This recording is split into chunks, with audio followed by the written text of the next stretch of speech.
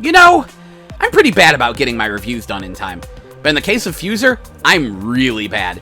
FUSER came out 2 years ago, and now, like some kind of horrible Christmas unpresent, on December 19th, 2022, it's going to be delisted from all storefronts and all online functionality shut down. And with no physical release, that means it'll be gone for good for anyone that didn't buy it.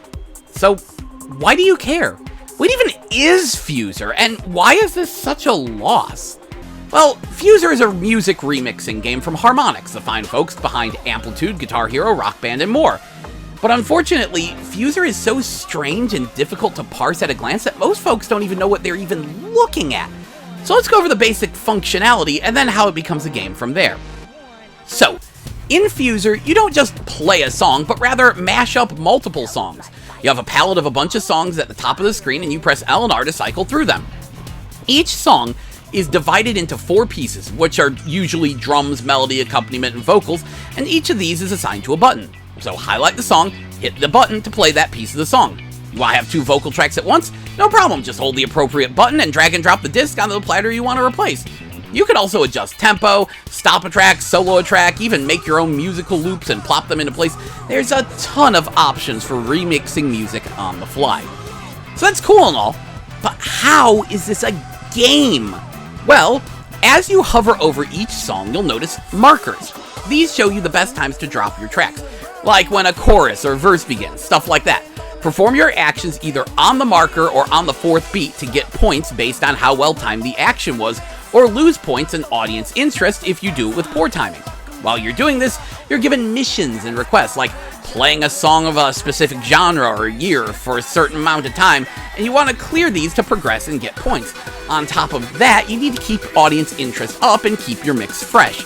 The longer a specific part of a song plays for, the faster the audience loses interest in it. You need to be constantly mixing it up. So, you're trying to remix music, timing your actions with the song while completing different missions and requests, and trying to keep things fresh. It's a lot more hectic than it sounds, and is, needless to say, very different from a standard music game. Heck, of all the music games out there, this one may well have the absolute most player expression I've ever seen.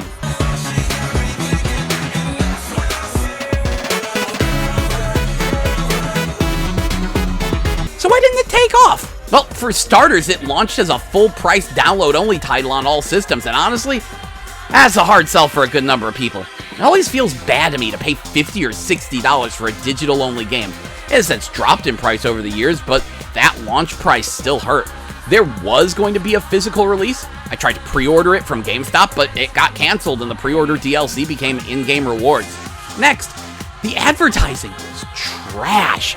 They released a ton of videos of, "Hi, I'm a DJ you've never heard of, but here's how I play FUSER," and it never explains how the game works. Indeed, most people probably don't even know it is a game. Is this a game or a music creation thing is one of the most frequently asked and poorly answered questions about this game.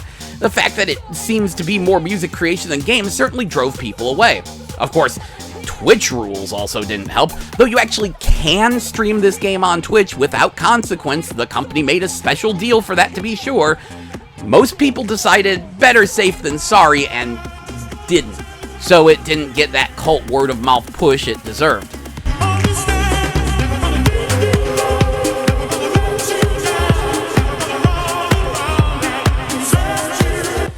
It also didn't help that most people saw it as, and I quote, basically just a console version of DropMix. Yeah, what few people did know what FUSER was, only knew that about it. Which, okay, do you know what DropMix is? How it plays? The answer is generally no. I never got to play DropMix, so I cannot comment, but something about that phrase, basically just, really belittles this game and causes people to shrug it off as not a big deal.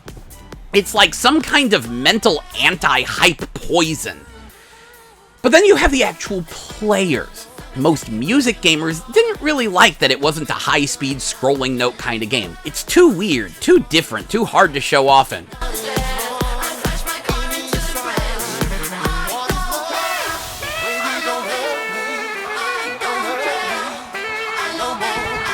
The music creation people really tore into it. They criticized it as being too expensive and limited, claimed that you could get better and more versatile mixing software cheaper. And they really hated the fact that the campaign mode scores you. You can't score creativity! This is BS! Well, obviously, for crying out loud, it's a game! They need to judge something! How would you do it then, huh?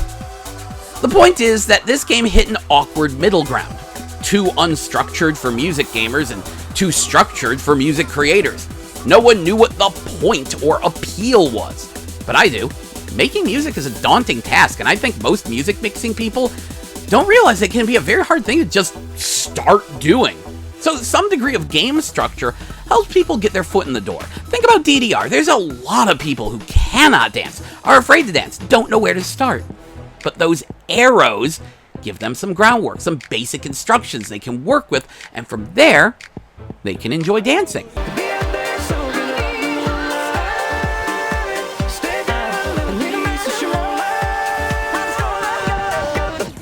FUSER is the same way with music mixing. It gives some structure and instruction to get you started, makes the whole thing easier. I mean, the tracks are all automatically synced to the same BPM and keys, so they mix super easy even. That means that someone with no skill at all can go into freestyle mode and just hit some buttons. There's a good chance they'll accidentally create an audio nirvana. Tried this out with my mom the other day. Told her Burning Down the House by Talking Heads was in the game. Let her mess around in freestyle for a bit, and she loved it. And said, why isn't this the biggest thing ever? Why isn't this game in every bar in North America? Well, I already told ya. Poor and confusing marketing and a bad release. And yeah, the game has a rules-free freestyle mode where you can just mix music forever to your heart's content. And I won't lie, it didn't take too long for me to be more interested in just freely mixing music for hours on end rather than playing a game. It's crazy addictive and a unique way to enjoy music. Just screwing around is amazing. The game tried to emphasize this with its online modes as well, as it featured crossplay across all platforms, and the main mode is just taking turns freestyling with other players. Heck, one of the things they added later was the Diamond Stage, a special online stage where you could buy time with in-game accolades to basically take center stage and be seen by everyone.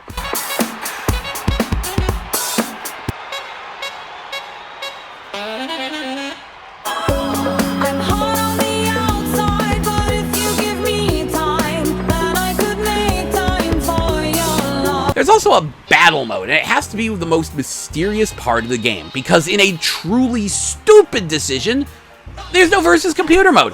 Heck, there's no playable tutorial, just a wall of text that barely explains the gameplay, and then you have to just go online and do it. Worse still, for some reason, casual play is locked. So just dive into ranked online play in a game mode that's barely explained at all? Yeah, sure, okay.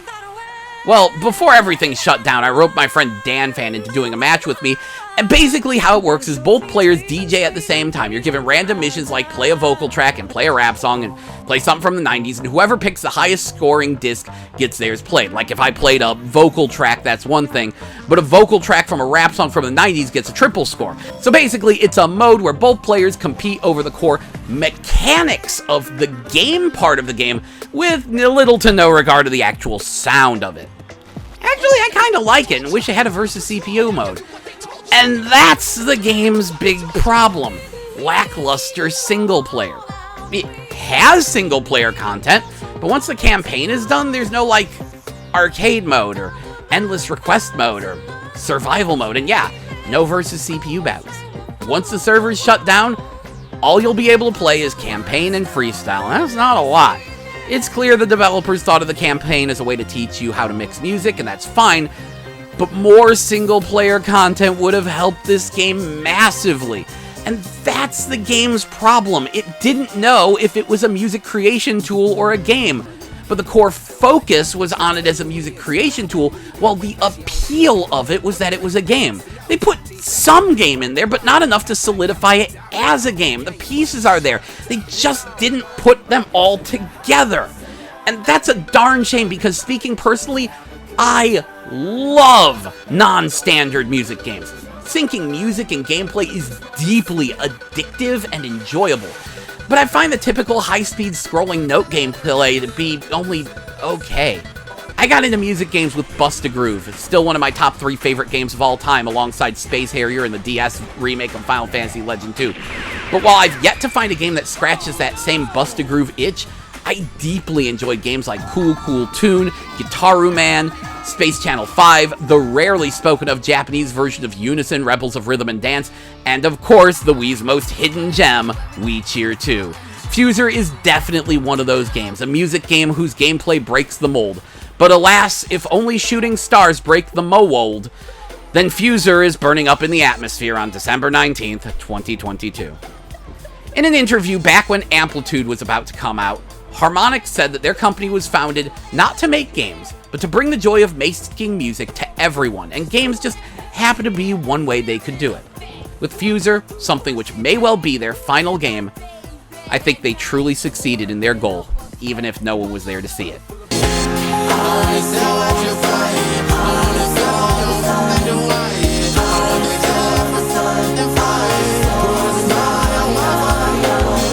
Now, Harmonix has been bought by Epic Games, and their job is to make musical experiences for Fortnite. With FUSER slipping under the radar and the music licenses running out, the online services for FUSER are being shut down, and the annoyingly digital-only game is being delisted.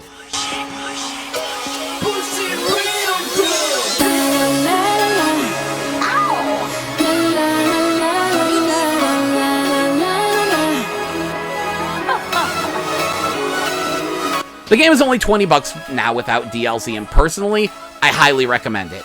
It's unique and addicting, and I'm going to be sad to see it gone. Thankfully, there is a PC modding scene for the game, so who knows what doors that could open, and I can only hope that those who fly the black flag of freedom can preserve this soon-to-be lost gem. And you know what the worst part is? This is at least the second time a truly incredible music game has become lost to media. The other one was Rhythm Party, aka Boom Boom Dance, the best Bamani game and the best game on Kinect. I really do need to hook up my 360 and cover that. You guys have no clue what you missed. Anyway, if you need a score, FUSER scores a 3.8 out of 5, which might seem low for how much I love it, but it's that lack of single-player game content or any sort of offline multiplayer which drags it down. As a screw around for an hour or two thing, though, it's a 10 out of 10, which isn't even my scoring system, but screw it. FUSER is an amazing way to experience music, and it will be missed, even if the game portion could have used a few more modes. Anyway, this is Gel, and you've been Game Babbled. See ya. Meanwhile,